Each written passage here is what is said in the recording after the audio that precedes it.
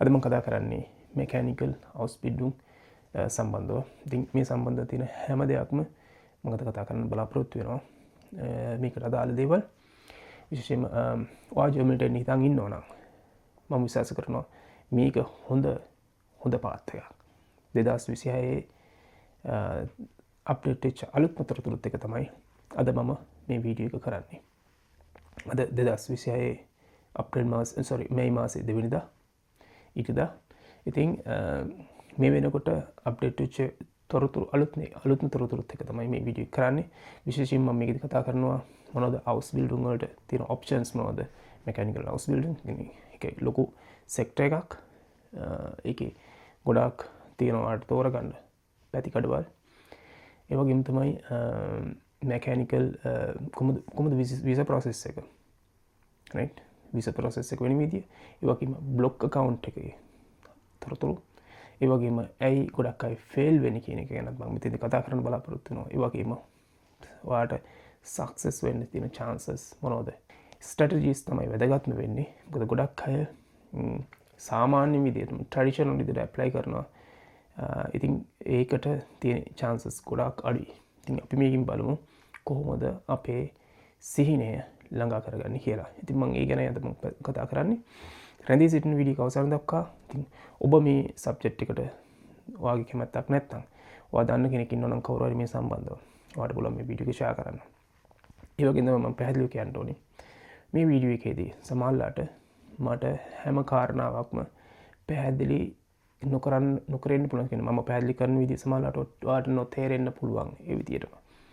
ඉතින් එහෙම ප්‍රශ්නයක් වුණොත් අනිවාර්යයෙන්ම කමෙන්ට් එකකින් හරි පුජ්‍යලිකව හෝ මාව සම්බන්ධ කරගෙන ඒ කාරණාව පැහැදිලි කරගන්න තවදුරටත් දහස් ගාණක් පිරිස මේ වෙනකොට සම්බන්ධ කරන හැමදාම 10-15 දෙනෙක් අනිවාර්යයෙන්ම මට මෙසේජ් කරනවා යම් කාරණා සම්බන්ධව. ඉතින් ඒ නිසා ඔයාලා දන්නවා මම කොහොමද ඔයාලට උත්තර දෙන්න විදිය මොකද්ද කියන එක.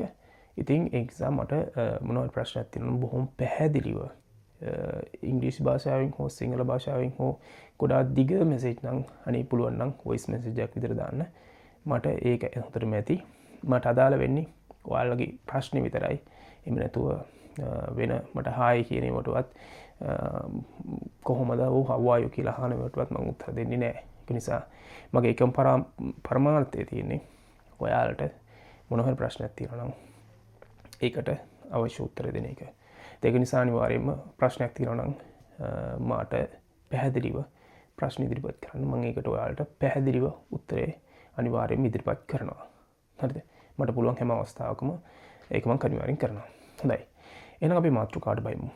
අතන හවුස් බිල්ඩින් ගැන මම ඊට ඉස්සෙල්ලා කතා කරලා තියෙනවා. හවුස් බිල්ඩින් කියලා කියන්නේ ඉංග්‍රීසි වලින් වොකේෂනල් ට්‍රේනින්. ඉතින් ඒක ප්‍රැක්ටිකල් එක යන තියරි පාඨමාලාවක්. ඉතින් බොහෝ දුරට මේක අවුරුදු 3ක වගේ වැඩසටහනක්. ඉතින් මේකට කොහොමද ඔයාලා ජොයින් වෙන්නේ? ඒ වගේම තමයි මේක ඇත්තටම ගොඩාක් high demanded ජර්මනි විතරක් නෙවෙයි ලෝකේ පුරාම පිළිගන්න පාඨමාලා ජර්මනි තියෙන්නේ. ඒක නිසා මේ කෝස් එකෙන් පස්සේ ඔයාලට ලොකු ස්කිල් එකක් කියලා කියන්නේ knowledge එක විතරක් නෙමෙයි. ඒ කියන්නේ තියරි එකක් විතරක් නෙවෙයි ප්‍රැක්ටිකල් එක ඔයාලට අනිවාර්යයෙන්ම ලැබෙනවා. ඉතින් ඒ නිසා ඒ ගොඩාක් දේවල් තියෙනවා තෝරගන්න. ඒ කියන්නේ මෙකැනිකල් හවුස් බිල්ඩින් කිව්වට පස්සේ ඒ සෙක්ටර් එකේ ගොඩාක් දේවල් තියෙනවා. හරිද? ඉතින් සාමාන්‍යයෙන් කාර් මෙකැනික් කරන ඒවා තියෙනවා. ඔයාලා දන්නවා ජර්මනි කාර් සම්බන්ධව BMW ඊට පස්සේ Volkswagen Audi ඊට පස්සේ තව ගොඩාක් කාර් නිෂ්පාදනය වෙන්නේ ජර්මනියේ. ඉතින් ඒ සම්බන්ධව ඒ ආයතන වලින් ඔයාලට හවුස් බිල්ඩින් කරන්න පුළුවන්. ඊට පස්සේ ඒට අමතරව ෆැක්ටරි මැෂින්ස් ලෝකේ තියෙන ඇත්තටම ගොඩාක් තාක්ෂණින් ඉහළම මැෂින්ස් ජර්මනියේ නිෂ්පාදනය කරනවා. ඉතින් ඒ වගේ දේවල් වලට ඔයාලට ජොයින් වෙන්න පුළුවන්. ඒ වගේ හවුස් බිල්ඩින් එකට. එහෙම නැත්නම් සාමාන්‍යයෙන් ඉලෙක්ට්‍රොනික ඩිවයිසස් ඒ වගේ හවුස් බිල්ඩින් එකක් කරන්න පුළුවන්. ඒවත් මෙකැනිකල් පැත්තට තමයි යන්නේ. කියන්නේ මැෂින් සහ ඉලෙක්ට්‍රොනික දෙකම එකතු කරන සාමාන්‍යයෙන් ඒ වගේ දේවල්. ඉතින් ඔයාලා දන්නවා ජර්මනි නිෂ්පාදනය කරන ගොඩාක් ඉලෙක්ට්‍රොනික් ඩිවයිසස් තියෙනවා ලොකු ගොඩක් මැෂීන්ස් තියෙනවා ඒ වගේ ඒවට පුරුදු වෙන්න පුළුවන් ඒ වගේම තව වගේ ගොඩාක් දේවල් තියෙනවා සහ ඊට අමතරව ගත්තාම සාමාන්‍යයෙන් ඔය ප්ලම්පර් කෙනෙක් විදිහට ජලනල සම්බන්ධ ඒ වගේ ඒවත් ඇත්තටම මේ ශාස්ත්‍රයෙන් තමයි කියන්නේ තියෙන ඊට පස්සේ ගෙවල් හීටින් සම්බන්ධව හරිද ඊට පස්සේ ඒවත් මෙකැනිකල් පැත්තටම තමයි යන්නේ ඉතින් හීටින් කියන්නේ හීටන් සිස්ටම් වැඩ කරන විදිය එහෙම නැත්නම් හීටර්ස් හදන විදිය ඒ වගේ ගොඩාක් දේවල් ඒවයි තියෙන්න පුළුවන් ඒ වගේ තව ගොඩාක් දේවල් තියෙනවා ඇත්තටම හරි එතකොට ඔයාලට මේක ගැන තවත් විස්තර ඕනනම් මගෙන් අහන්න මම මේ වීඩියෝ එක තවත් දික් කරන්න කැමති නැති නිසා මම ඒක එතනින් නවසන් කරනවා නමුත් කාර්මිකයල කිව්වන් පස්සේ අවුස් කියන්නේ මෙකැනිකල් කියලා කිව්වට පස්සේ මේ ශාස්ත්‍රය ගොඩාක් පුළුල් හරිද ඕකයි එතකොට මම ඒවට තියෙන ජර්මන් වචන වලට අවශ්‍ය නම් මම ස්ක්‍රීන් එකේ දාන්නම් එතකොට ඔයාලට බලා ගන්න පුළුවන් එතකොට සර්ච් කරනකොට උනත් හවුස් බිල්ඩින් සම්බන්ධව ඔයාලට ඒක ගැන සර්ච් කරගන්න පුළුවන් ඉන්ටර්නෙට් එකෙන් ඉගෙන ගන්න කාලෙදී වෙන හවුස් බිල්ඩින් වල වගේම යම් කිසි සැලරියක් ගෙවනවා ඒ සැලරියකට එක විදියට එක ආයතන වල තීරණය වෙනවා ඒ කියන්නේ එකම ගාන නෙවෙයි හැමතැනම ගෙවන්නේ ආයතන වල හැටියට වෙනස් වෙනවා ඉතින් පළවෙනි අවුරුද්ද මේදී විශේෂයෙන් වැදගත් ඉතින් පළවෙනිවට බොහෝ දුරට යුරෝ අඩුම තරමේ 800ක් 1000ක් වගේ ගාණක් ගෙවනවා පළවෙනි අවුරුදු වැටපු විදියට ඉතින් දෙවෙනි අවුරුදු වෙනකොට 900ක් 1200ක් වගේ වෙන්න පුළුවන් ඊට පස්සේ අනිවාර්යයෙන්ම තවත් තුන්වෙනි අවුරුදු වෙනකොට 17 1400ක් වගේ අතර ගාණක් බොහෝ දුරට ලැබෙනවා ඉතින් මම කියන්නේ සාමාන්‍ය ගාණ ඉතින් ඔය ලැබෙන ගාණ ආයතන වල හැටියට වෙනස් වෙන්න පුළුවන් ඉතින් මේ කාලය තුල ඔයා ආයතනයක ඒවා රෙජිස්ටර් වෙන ආයතනයේ ඔයාට කොන්ට්‍රැක්ට් එකක් සයින් කරන ආයතනයේ වැඩ කරන ගමන්ම ඔයාට සතියකට දවස් 2ක් 3ක් සමානලට ඉස්කෝලේ යන්න පුළුවන් ඒවා යම් විදිහට වෙනස් වෙන්න පුළුවන් බොහෝ දුරට දවස් 2ක් වගේ තමයි ඒකට තියරි සඳහා යන්නේ ඉතින් සමහර වෙලාවල් වලදී මේ හැමදේම එක ආයතන වල හැටියට වෙනස් වෙන්න පුළුවන් ඒකත් මතක තියාගන්න නැත්නම් ඔයාලා කියයි මම කිව්වා මෙහෙම නමුත් උනේ මෙහෙමයි කියලා නමුත් කොහොම වුණත් ප්‍රශ්නයක් නෑ තියරි සහ ප්‍රැක්ටිකල් දෙකම බොහොම බැලන්ස් එකේ යනවා මේකට හරි ඊට පස්සේ ඔයාලට තියෙන්න ඕනේ මූලික සුදුසුකම් මොනවද ඒක අතිශය වැදගත් O level හෝ A level අනිවාර්යෙන් තියෙන්න ඕනේ ඉතින් අඩුම තරමේ O level වත් තියෙන්න ඕනේ හරිද ඒ කියන්නේ O level පාස් වෙලා තියෙන්න ඕනේ හරිද ඊට පස්සේ ජර්මන් නොලෙජ් එක අතිශය වැදගත් සාධක වෙන්නේ ජර්මන් B1 level වත් තියෙන්න ඕනේ අනිවාර්යයෙන්ම සමහරු මගෙන් අහලා තිබ්බ මෙහෙම ප්‍රශ්නත් ඒ මේ B1 A1 B2 M කියන්නේ කියලා මේක තමයි මේක යුරෝපියන් ස්ටෑන්ඩඩ් එකක් ලැන්ග්වේජ් එක ලෙවල් එක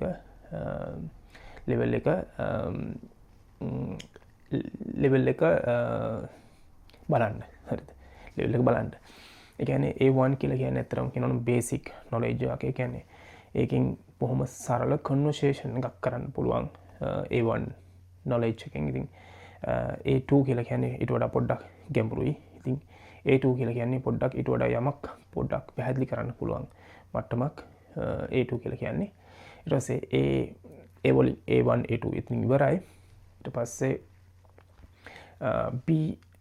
B1 හරිද B1 කියලා කියන්නේ සාමාන්‍යයෙන් එයාලට තනියෙන් දෙයක් සරලම දෙයක් කරගන්න පුළුවන් හැකියාවක් තියෙනවා B1 කියලා කියන්නේ. ඉතින් මේකට අවශ්‍ය B1 level එක. ඉතින් ඒ වගේම එයාලට සාමාන්‍යයෙන් යම් දෙයක් පැහැදිලි කරන්න කියන්නේ සුළු මට්ටමින් කිරීමේ හැකියාව තියෙනවා B1. ඉතින් ඒක තමයි අවශ්‍යතාවය තියෙන්නේ. ඒ වගේම තමයි B2 කියලා කියන්නේ අතර මේ ගොඩාක් හොඳයි. තමන්ට තනියෙන් දෙයක් කරගන්න පුළුවන් යම් කිසි ආයතනයකට ගිහිල්ලා මොකක් හරි ඒ කියන්නේ ඒ වගේ දෙයක් කරගන්න පුළුවන් පොඩි ඒ කියන්නේ කාගේවත් ඩිපෙන්ඩ් වෙන්නේ නැතුව තමන්ගේ දෙයක් කරගන්න පුළුවන් හැකියාවක් B2 වලින් එනවා. ඉතින් මම හැමෝටම සජෙස්ට් කරන්නේ B2 දක්වා ඉගෙන ගන්න. ඒකට හේතුව මම කියන්නම් ඉස්සරහට. ඊට C1 C2 කියලා කියන්නේ අත්‍තරම කියනවා නම් එයාලා කෙලින්ම මව් භාෂාව වගේ හසුරන්න පුළුවන් අය. ඒ කියන්නේ මේ එයාලගේ ලැන්ග්වේජ් ස්කිල් එක ගොඩාක් ඉහළයි. ඉතින් C2 තියෙනවා නම් බොහොම ඉහළ දැනුමක් තියෙනවා භාෂාව සම්බන්ධව. හරි. එතකොට මම ඔයාලට කිව්වා B2 ඇයි මම රෙකමෙන්ඩ් කරන්න කියලා. මේක වැදගත් වෙන්නේ ඇත්තටම කියනවා නම් මෙකැනිකල් හවුස් බිල්ඩින් එකේදී B1 ඇති. නමුත් ප්‍රශ්නේ තියෙන අපි ගොඩක් අය ලංකාවෙන් ඇප්ලයි කරනකොට එයාලා B2 කියලා B1 කියලා කිව්වා සමහරලාට එයාගේ නොලෙජ් එක බැලුවාම A2 වගේ තියෙන. හේතුව මොකද? ප්‍රැක්ටිස් කරලා නැතිකම නිසා. ඒකයි ප්‍රශ්නේ තියෙන්නේ. මොකද භාෂාව දන්නවා මේ මටත් පුජ්‍යලිකව මට වෙච්ච දේත් මම කියන්නේ. හරිද? භාෂාව යම් කිසි දෙයක් දන්නවා. නමුත් ඒක කතා කරගන්න කරලා හරි අමාරුයි. ප්‍රැක්ටිකල් නොලෙජ් එක නැතිකම. ඉතින් ඉන්ටර්විව් එකේදී අනිවාර්යයෙන්ම ඒකට ඉන්ටර්විව් තියෙනවා ඔයාලට. ඉතින් ඉන්ටර්විව් එකේදී බොහොම සුළු ප්‍රශ්න අහන්නේ. බොහොම මෙකැනිකල් ලොකු ප්‍රශ්න නෙමෙයි. ඉතින් පොඩි ප්‍රශ්නයක් ඇහුවත් ඒ කියන්නේ අහන්නේ අපි කියමු සරල වශයෙන් කිව්වොත් ඇයි ඔයා මෙකැනිකල් හවුස් බිල්ඩින් තෝරගත්තේ? ඒ වගේ පොඩි සරල ප්‍රශ්නයක් ඇහුවත් උත්තර දී ගන්න බැරි මට්ටමක් තියෙනවා. ගොඩක් වෙලාට අර ප්‍රැක්ටිකල් ප්‍රැක්ටිස් කරලා නැති වුණාම. ඉතින් B2 තියෙනවා නම් අඩුම ගානේ B1 level එකවත් සම්පූර්ණයි කියලා හිතන්න පුළුවන්. ඒක නිසා පුළුවන් තරම් හොඳින් ජර්මන් හදාගන්න. ඒක අනිවාර්යයෙන්ම වැදගත්. මොකද ඉන්ටර්විව් එකේදී අනිවාර්යයෙන්ම ඒ කියන්නේ මේවා ඉන්ටර්විව් කියලා කියනකොට මේ බොහොම බැරෑරුම් මෙකැනිකල් ප්‍රශ්න අහන්නේ නැහැ. මොකද එයාලා දන්නවා මෙයාලා එන්නේ ඉගෙන ගන්න. හරිද? ඒ නිසා එයාලා අහන්නේ බොහොම සරල දෙයක්. ඇයි ඔයා ජර්මනි තෝරගත්තේ? ඇයි හේතුව? ඇයි මෙකැනිකල් පැත්තට කැමති? ඒ වගේ පොඩි ප්‍රශ්නයකදී ඉතින් ඔයාලට සිංහලෙන් උත්තර දෙනවා වගේම ජර්මන් වලිනුත් උත්තරයක් දෙන්න පුළුවන් නම් බොහොම පොඩි උත්තරයක් දෙන්න පුළුවන් නම් ඒ වගේ දේවල් තමයි ඉන්ටර්විව් එකේදී අහන්නේ. හරිද? ඊට පස්සේ ඇත්තටම කියනවා නම් මේකට ලැන්ග්වේජ් සර්ටිෆිකේට් නෙමෙයි බලන්නේ. ගොඩක් අය හිතනවා මට A2 හරි B2 හරි මොකක් හරි සර්ටිෆිකේට් එකක් තිබ්බනම් මේක ඇති කියලා. නමුත් එහෙම නෙමෙයි. සර්ටිෆිකේට් නෙමෙයි ඇත්තට වැදගත්කම තියෙන්නේ. සර්ටිෆිකේට් නැතත් ඔයාට ලැන්ග්වේජ් එක හැසිරවීමේ හැකියාවයි මෙතනින් වැදගත් වෙන්නේ. මොකද ලැන්ග්වේජ් එක හැසිරවීමේ හැකියාව ඒක තියෙනවා නම් ඔයාට සර්ටිෆිකේට් එකක් ගන්න පුළුවන්. ඒක සරල දෙයක්. හරිද? ඒකට ඕන තරම් ටෙස්ට් කරන්න පුළුවන්. ඔන්ලයින් ටෙස්ටිං තියෙනවා. එහෙම කරාට පස්සේ එයාලා රෙකමෙන්ඩ් කරනවා ඔයාගේ ලැන්ග්වේජ් ලෙවල් එක මොකක්ද කියලා. ඉතින් භාෂාව හොඳට ලියන්න පුළුවන් නම් ඒ කියන්නේ ඔයාගේ ප්‍රමාණය හැටියට ඔයාට ලිවීමේ හැකියාව, යමක් පැහැදිලි කිරීමේ හැකියාව, සහ කතා කිරීමේ හැකියාව තියෙනවා නම් එතකොට ඒක ඇති ඒක තමයි හොඳම සර්ටිෆිකේට් එක.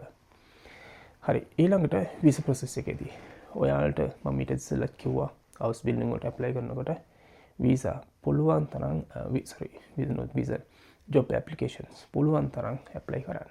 ඉතින් මම මේවට ආයතන කොහොමද හොයාගන්නේ කියනත් මීට ඉස්සෙල්ලා කතා කරලා තියෙනවා. ඉතින් මීට පෙර වීඩියෝ වල. ඉතින් මම ඒවල ලින්ක්ස් ටිකකුත් මේ වීඩියෝ ඩිස්ක්‍රිප්ෂන් එකේ දාන්නම්. ඒ වෙබ්සයිට්ස් ටිකක්. ඉතින් හවුස් බිල්ඩින් වලට ඇප්ලයි කරන්න පුළුවන් තරම් ඇප්ලයි කරන්න. මම මීට ඉස්සෙල්ලා කිව්වා ඇප්ලිකේෂන් 50ක්වත් අඩුම තරමේ දාන්න. හරිද? මේ කියන්නේ විවිධ පළාත් වල ඒරියාස් වල ඔයාට අදාළ. අනිත් එක තමයි තවත් දෙයක් කියන්න ඕන. ඔයා හවුස් බිල්ඩින් එක තෝරගන්නකොට ඒකේ සැලරි බලලා තෝරගන්න එපා. ඒකත් එක වීක් එකක්. මොකද මම දන්නවා දැන් ගොඩක් අයට තියෙන ප්‍රශ්න ගොඩක් අය මාත් එක්ක කතා කරන නිසා ප්‍රශ්න යාලගේ අවංකවම යාලගේ තියෙන ප්‍රශ්න ඉදිරිපත් කරන නිසා ඉතින් සමහරව හම්බෙන සැලරි බලලා එහෙම නැත්නම් මොකක් හරි වෙන හේතුවක් බලලා හවුස් බිල්ඩින් එක තෝරගන්නවා. ඒක ඇත්තට හොඳ දෙයක් නෙමෙයි. මොකද තියෙනවා සමහරුන්ට හැකියාවල්. ඉතින් ඒක මම ඊට ඉස්සෙල්ලා කතා කරලා තියෙනවා. ඔය ඇත්තටම මේ සම්බන්ධ හැකියාවක් තියෙනවා නම් ඒ කියන්නේ හැකියාව කියන්නේ ආසාවක් තියෙනවා නම් මේ ෆීල්ඩ් එකට ඒක එහෙනම් ඔයා සුදුස්සෙක්. හරිද? ඒ වගේම තමයි අමතර සුසුකමක් තියෙනවා නම් තවත් ගොඩක් හොඳයි. ඉතින් මේ වෙනකොට ඔයාට මොනවා හරි කෝස් එකක් කරලා ඒ වගේ දෙයක් තියෙනවා නම් ඉතින් ආයතන වලින් තෝරා ගන්නකොට ඉතින් අනිත් අයට සාපේක්ෂව ඔයා ඒකෙදී වැඩි ලකුණු ප්‍රමාණයක් ගන්න පුළුවන්. ඔයාගේ ඇප්ලිකේෂන් එකට වැඩි තැනක් එන්න පුළුවන්. ඒකත් මතක තියාගන්න. හරි. ඊට පස්සේ ඔයාගේ ඇප්ලයි කරලා කොන්ට්‍රැක්ට් එකක් ගන්න ඕනේ. කොන්ට්‍රැක්ට් එක ගත්තට පස්සේ ඒ කොන්ට්‍රැක්ට් එක සහ ඔයාගේ ඩොකියුමන්ට් අවශ්‍ය ඩොකියුමන්ට් තියෙනවා.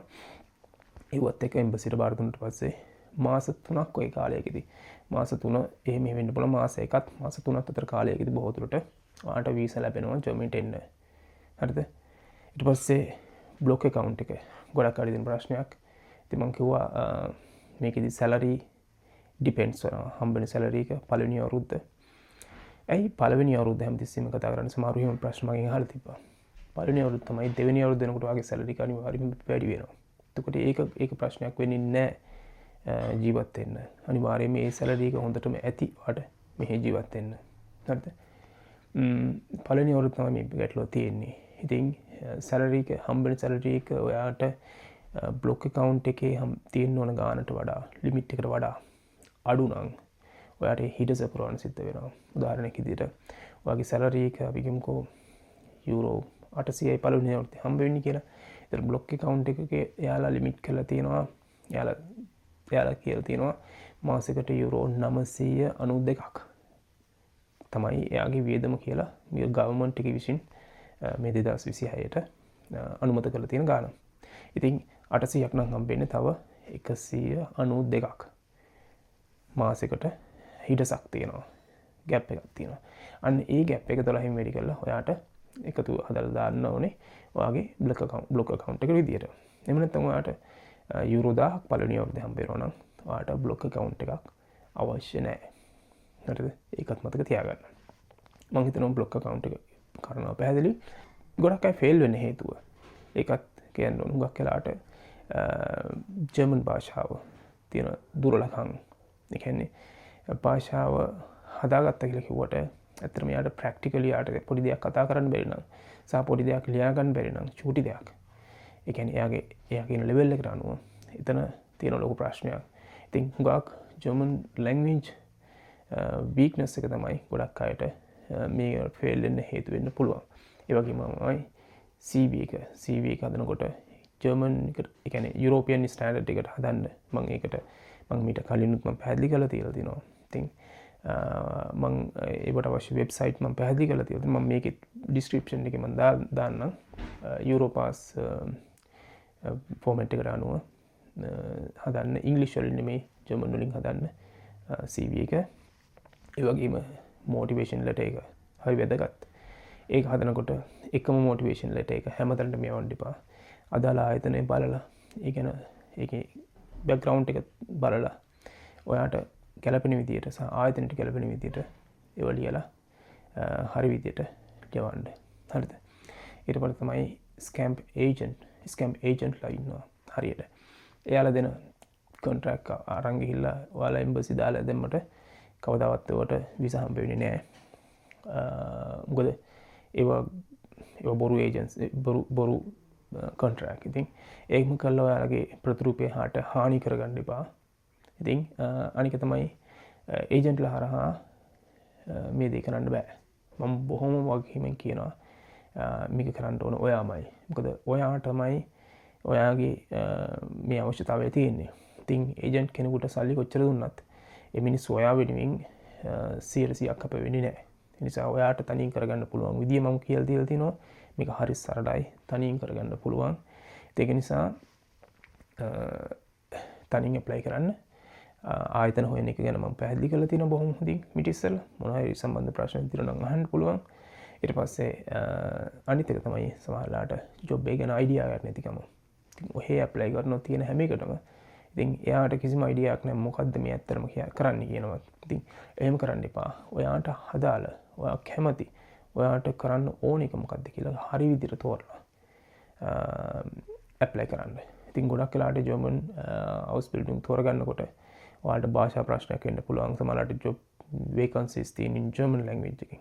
ඉතින් එතෙන්දී ඔයාලට පුළුවන් Google Translate එක වගේ දෙයක් පාවිච්චි කරලා ඉතින් Google Chrome පාවිච්චි කරනවා නම් ඔයාලට translate කරගන්න පුළුවන් එහෙම කළා ඒක කිව්වගෙන තේරුම් අරගෙන හරි විදිහට තෝරගෙන ඔයාට සුදුසු ගැලපෙන එකට ඇප්ලයි කරන්න.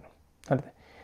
ඊට පස්සේ අනිත් වීක් පොයින්ට් එක තමයි ගොඩක් වෙලාට ඉන්ටර්වියු වලින් ෆේල් වෙන්නේ ජර්මන් ප්‍රැක්ටිස් කරලා නැති වුණාම. ඉතින් ඒකට ඔයාට මම ගොඩාක් ජර්මන් භාෂාව ඉගෙන ගන්න විදිය ගැන ගොඩාක් පහසු සරල දේවල් මම කියලා දීලා තියෙනවා මීට ඉස්සෙල්ලා. ඉතින් මේ වගේ දේවල් කරන්න පුළුවන් තරම් කැපවිලා ඔයා මේ දේට අත ගැහුවොත් අනිවාර්යයෙන්ම සක්සස් වෙන්න අනිවාර්යයෙන් පුළුවන්. ඒක කාටවත් නවත්තන්න බෑ. හරිද? හරි. ඊට පස්සේ සක්සස් වෙන්න නම් ඇත්තටම ඔයාට කරන්න ඕන දේ තමයි ඔයා ජර්මන් භාෂාව මන්නම් කියන්නේ කියන්නේ B2 දක්වාත් ඉගෙන ගන්න. B1 වලින් ඇප්ලයි කරන්න පුළුවන්. ඊට පස්සේ තවත් ඉගෙන ගන්න. මොකද ජර්මන් භාෂාවේ දැනුවත් වීම කියන්නේ භාෂා හැකියාව මේකදී හරි වැදගත්. හරිද? ඊට පස්සේ තමයි හරි ඔයාට ගැලපෙන සෙක්ටර් එක තෝරගන්න. ඔයා කැමති මොකද? ඔයා ඇත්තටම කැමති මෙකැනිකල් පැත්තද? එහෙම නැත්නම් වෙනවස් බිල්ඩින් එකක්ද කියන එක ගැන ඔයා ගැන හොඳ අවබෝධයක් තියෙන්න ඕනේ. ඉතින් එහෙම කළා එහෙම අවබෝධයකින් ඔයා හරි මෙකැනිකල් වුණත් ඔයා කැමති ප්ලම්බර් කෙනෙක් වෙන්නද? ඔයා කැමති නැත්නම් කාර් රිපෙයාරින් වගේ දේවල් වලට කැමති. එහෙම නැත්නම් ඔයා කැමති මැෂින් හදන්න වගේ දේවල් වලට. ඒ වගේ ඔයාට හැකියාව සහ ඔයාගේ තියෙන ආශාවත් එක්ක ඔයා ඒ සෙක්ටර් එක තේරුම් ගන්න ඕනි. හරිද? ඊට පස්සේ තමයි ඇප්ලිකේෂන් දානකොට ස්මාර්ට් වෙන්න. මම ඔයාලට කිව්ව විදිහට එකම ඇප්ලිකේෂන් එක ජොබ් ඇප්ලිකේෂන් එක හැම එකටම දාන්න එපා. හරිද? ඊළඟට එක ආයතනයකට 10 සැරයක් ඇප්ලිකේෂන් දාන්නත් එපා.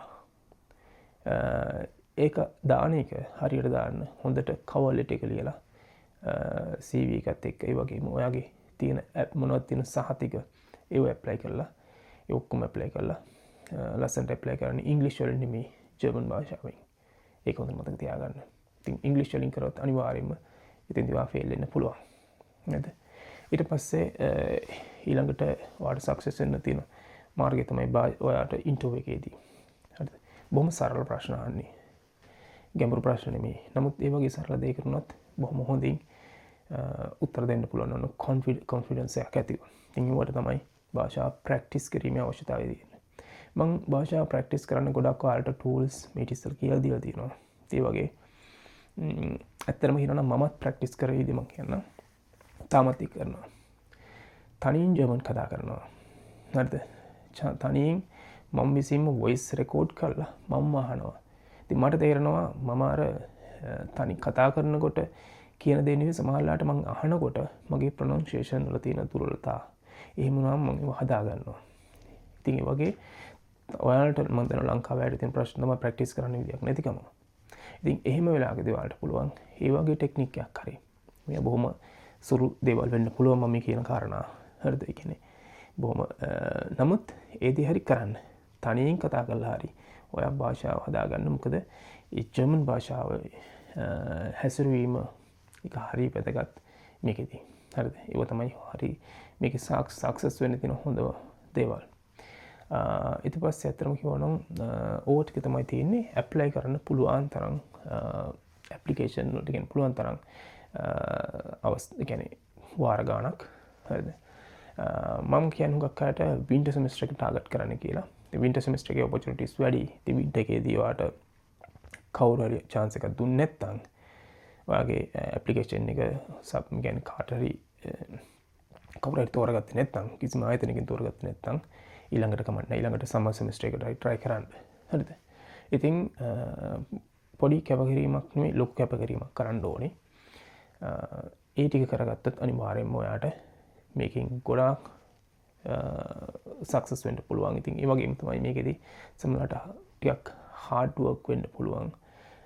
මොකද මැෂින්ස් එක වැඩ කරනකොට ඒ වගේ එනකොට ඊළඟට ෆිසිකලි පොඩ්ඩක් වෙහෙසෙන්න පුළුවන්. ඉතින් ඒවට හැකියාව ඔයා ළඟ තියෙන්න ඕනේ. ඔයා ශාරීරිකව යම් කිසි දුර්වලතා තියෙනවා නම් ප්‍රශ්න තියෙනවා නම් මේ වගේ දේවල් තෝරගන්න එපා. ඒකත් මම කියන්න ඕනේ. ඔයාට සුදුසු හවුස් බිල්ඩින් එකක් ඔයා හැමතිස්සෙම තෝරගන්න ඕනේ. හරිද? ඊට පස්සේ තමයි ඔය ටික තමයි ඇත්තටම කියනවා නම් විශේෂයෙන්ම කියන තියෙන මේ ටික ඔයා සක්සස් කරගත්ත තින් ඔයාගේ වීසා එක හදාගත්තොත් පළවෙනි අවුරුද්ද කියන්නේ හදාගෙන වීසා එක ලැබුණොත් ඔයාට මෙහෙට එන්න පුළුවන්. ඇත්තටම ඊට පස්සේ ඉගෙන ගන්න ගමන්ම ඔයාට රස්සාවත් කරන්න පුළුවන්. ඔයාට සැලරි එකත් හම්බ වෙනවා. ඉතින් මේ අවුරුදු 3 සමහරවිට 3 අමාරු වෙන්න පුළුවන්. පාස් වුණාට පස්සේ ඇත්තටම කිව්වොත් ඔයාට හොඳ සැලරි එකට යන්න පුළුවන්. හොඳ සැලරි එකක් ගන්න පුළුවන්. යුරෝ 2500ත් යුරෝ 4000ක් ඔයගේ වෙනස් වෙන්න පුළුවන් එකේ ගණන් වලින්. ඒ අතර සැලරි එක බොහෝ දුරට යන්න පුළුවන්. ඊට පස්සේ තමයි ඔයාට PR එක ඇප්ලයි කරන එක. ඒ වගේම බොහොම සරලයි. මොකද මේවා හයි ඩිමාන්ඩ් රස්සාවල්. මේ මෙකැනිකල් සම්බන්ධ දේවල්. ඉතින් ලයිෆ් ස්ටයිල් එක සම්පූර්ණයෙන්ම ඔයාට චේන්ජ් කරගන්න පුළුවන්. ඒ වගේම තමයි මම විශේෂයෙන් කියනවා ඒජන්ට්ලා පස්සේ යන්න එපා.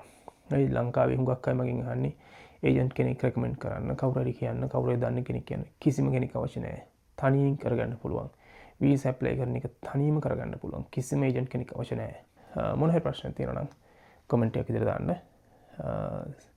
මම ඔයාලට නිතරම පුළුවන් උපරිම අවස්ථාව විදියට මම පැහැදිලි කරලා දෙනවා මේ කාරණා සම්බන්ධව.